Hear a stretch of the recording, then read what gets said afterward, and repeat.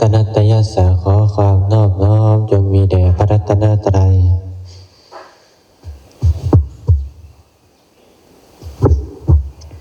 สยถาปิภิกขเวอัปปมัตตตังอิมัสสมิงยมโพธิเปอารามะ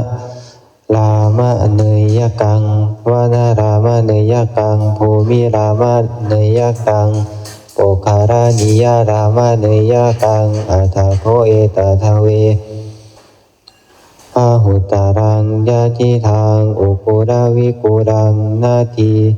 วิทุกตังคานุกันตกัฏฐานัง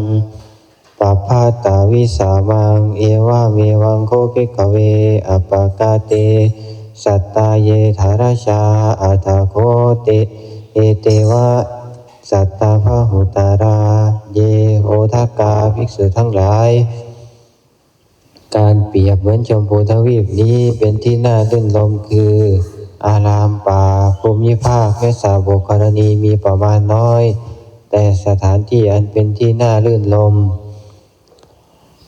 คือที่สูงสูงที่ต่ำต่ำแม่น้ำที่ข้ามได้ยากสถานที่มีตอและน้ำภูเขาที่ไม่สม่ำเสมอมีมากกว่าชั้นใดภิกษุทั้งหลายสัตว์ที่เกิดบนบกมีจำนวนน้อยแต่สัตว์ที่เกิดในน้ำมีจำนวนมากกว่าเหมือนกันฉะนั้น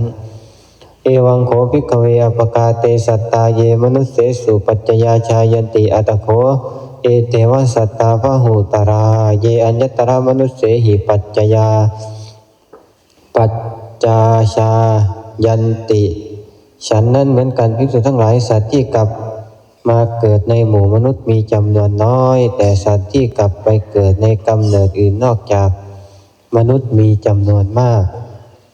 เอวะเมโขภิกขเวอัปปกาเตสัตตาเยมัชชิเมสุชนะปเทสุปัจจยาชายันติอัตโขเอเตวะสัตตาพหุตราเยปัจจันติเมสุชนะปเทสุปัจจาชายันติอวิญญาตาเรสุมิรักเขสุฉันนั้นเหมือนกันภิกษุทั้งหลายสัตว์ที่กลับมาเกิดในมัชชิมประเทศชนบทมีจำนวนน้อยแต่สัตว์ที่กลับไปเกิดในปัจจันตชนบทในหมู่มิรักขะผู้ไม่รู้แจ้งมีจำนวนมากกว่าเอวะเมวังโขภิกขเวอัปปกาเตสัตตาเยปัญญวันโตอะชะราอเนระโมคาปฏิภะลาสุภาสิตะทุพาสิตัสสะอัฏฐมัญญาตุงอัตโขเอเตวะสัตตาพหุตราเยทุปัญญาชราเอระโมคานะปฏิภราสุภาสิตะทุพาสิตัสสะอัฏฐมัญญาตุงเหมือนฉันนั้นเหมือนกันภิกษุทั้งหลายสัตว์ทั้งหลายที่เป็นบัณฑิตไม่โง่เขาไม่เป็นใบ้สามารถจะรู้ความแห่งสุภาษิตและทุพภาษิตได้มีจำนวนน้อยแต่สัตว์ทั้งหลายที่เป็นคนเขาเป็นใบ้ไม่สามารถรู้ความแห่งสุภาษิตและทุพภาษิตได้มีจำนวนมากเอวะเมวังโขภิกขเวอัปปกาเตสัตตาเยอริเยนะปัญญาจักขุนาสมานาคตาอัตโขเอเตวะสัตตาพหุตราเยอวิชชาคตาสัมมุรหาภิกษุทั้งหลายฉันนั้นเหมือนกันสัตว์ที่ประกอบด้วยปัญญาจักษุอันประเสริฐมีน้อยสัตว์ที่ตกอยู่ในอวิชชาหลงงมงายมีมากกว่าเอวะเมวังโขภิกขเวอัปปกาเตสัตตาเยละพันติตถาคตังทัสสนายะอัตโขเอเตวะสัตตาพหุตราเยนะระพันติตถาคตังทัสสนายะภิกษุทั้งหลายฉันนั้นเหมือนกันสัตว์ที่ได้เห็นพระตถาคตมีน้อยส่วนสัตว์ที่ไม่ได้เห็นพระตถาคตมีมากกว่า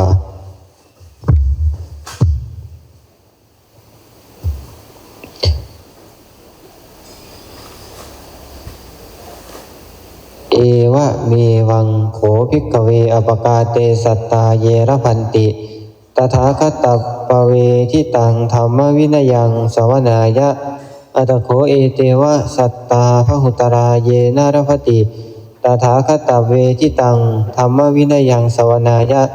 ภิกษุทั้งหลายสัตว์ทั้งหลายก็ฉันนั้นเหมือนกันสัตว์ที่ได้ฟังธรรมวินัยที่พระตถาคตประกาศแล้วมีน้อยส่วนสัตว์ที่ไม่ได้ฟังธรรมวินัยที่พระตถาคตประกาศแล้วมีมากกว่าเอวะเมวังโขภิกขเวอปกาเตสัตตาเยสุตวาธัมมังทาเรนติ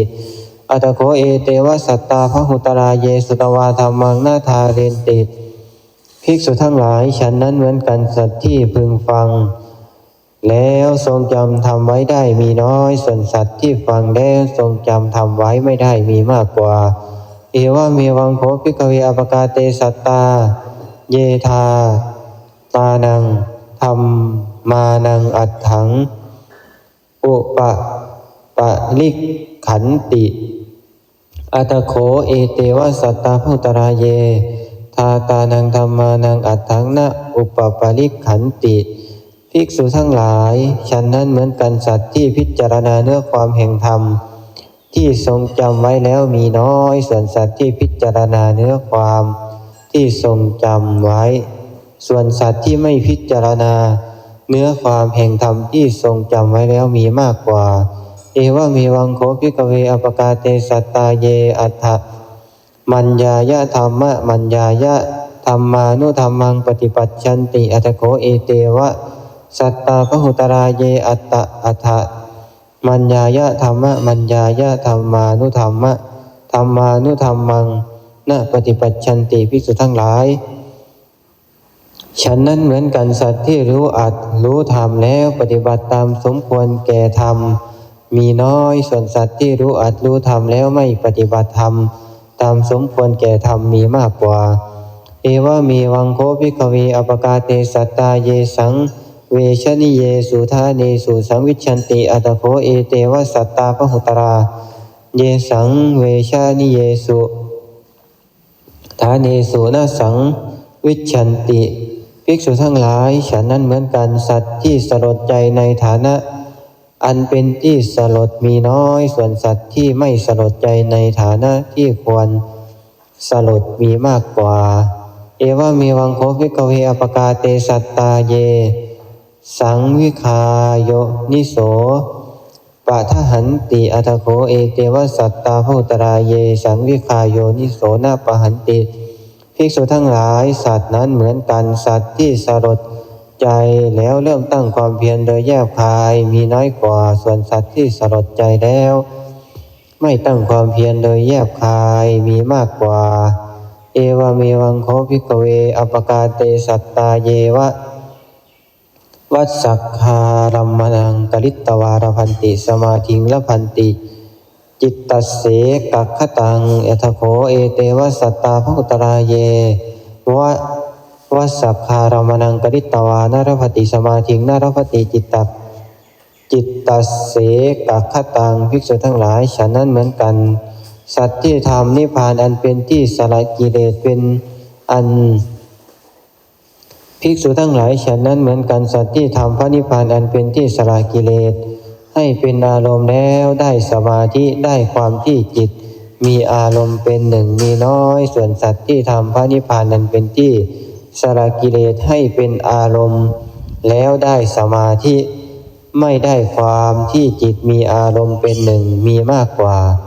เอวะเมวังโคภิกขเวอปกาเตสัตตาเยอันนัคคะละสักคานังลาพิโนอัตโขเอเตวะสัตตาพหุตราเยอันนัคคะละสักคานังนะลาพิโนอนุเฉนะกะปาลาภเตนะยาเปนติ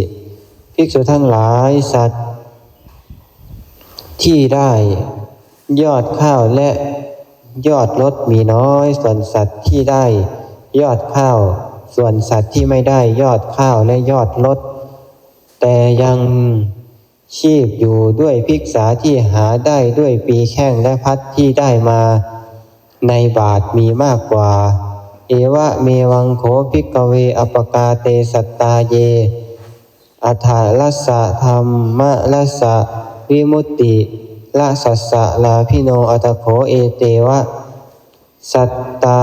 พหุตรากระเบื้องอัฏฐรัสสะธรรมังมารัสสะวิมุตติละสัสสะนะลาภิโนตัสสมาติหาภิกขเวเอวังสิกิตาพังอัฏฐรัสสะธรรมัสสะวิมุตติละสัสสะราภิโนภวิสามาติเอวันหิโวภิกขเวสิกิตาพังภิกษุทั้งหลายฉันนั้นเหมือนกันสัตว์ที่ได้อรรถรสธรรมรสวิมุตติรสมีน้อยส่วนสัตว์ที่ไม่ได้อรรถรสธรรมรสวิมุตติรสมีมากกว่าเพราะเหตุนั้นเธอทั้งหลายพึงศึกษาอย่างนี้ว่าเราจะเป็นผู้ได้อรรถรสธรรมรสวิมุตติรสภิกษุทั้งหลายเธอพึงเป็นผู้ศึกษาอย่างนี้แล